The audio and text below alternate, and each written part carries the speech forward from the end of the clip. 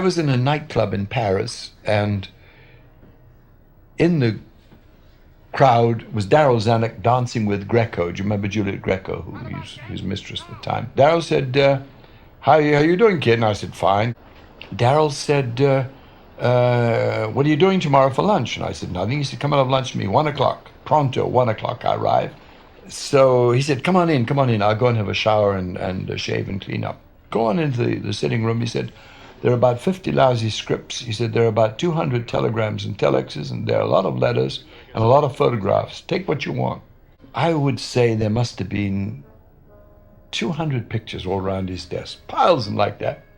And there must have been certainly 50 girls who had a wet shirt on. And there was Ursula. So I took it, and I went round to the bathroom, and I shouted to Daryl. I said, who is the girl in the wet shirt? And he said, Ursula Andress. So I said, that girl's going to be a star. If he remembers just one name, one face. I said, can I keep the picture? He said, yeah, sure, take it. Take them. He said, we're not going to use any of those people. That's her waggling her fanny. She was about 70 then, and she was screwing like mad when she was about 80. She's a great lady.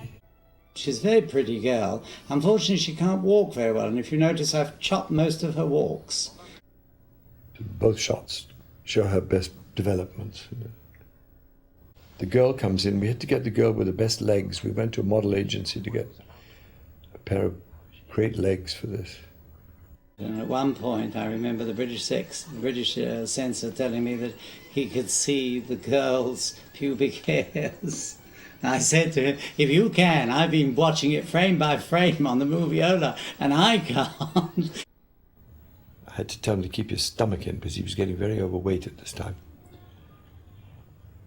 He had a definite paunch.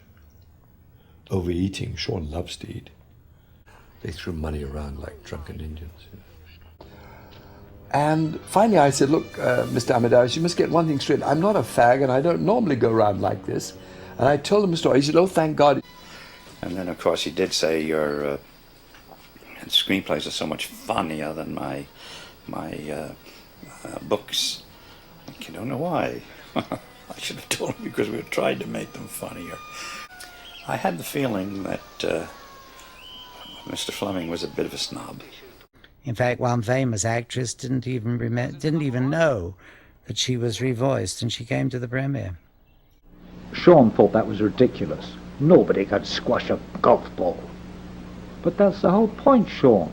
It's obvious by now that before the picture's over, you and Oddjob are going to tangle, so you're going to be fighting a man who can squash golf balls, amongst other things. I still say it's rubbish. It'll end up on the cutting room floor. Tanya Mallet was the name of that girl. Tilly Masterson. Tanya Mallet. I don't know what happened to her. She wasn't a great actress, I'm afraid. She needed a lot of encouragement. Now here's something that I screwed up. There is no car. It's his own headlights, reflected in one of those corner mirrors. It's not at all clear. Hate the whole thing. I think this is one of the trickiest scenes in the movie. How to go from dyke to sexpot to heroine in the best of two falls, one submission, one roll in the hay. I suppose it comes off. There are very few characters, very few film stars, actors, whatever, who have that sort of quality. I guess Clark Gable had it, and there must be one or two others who had it. But I mean, you know, they virtually can walk into a room and fuck anybody.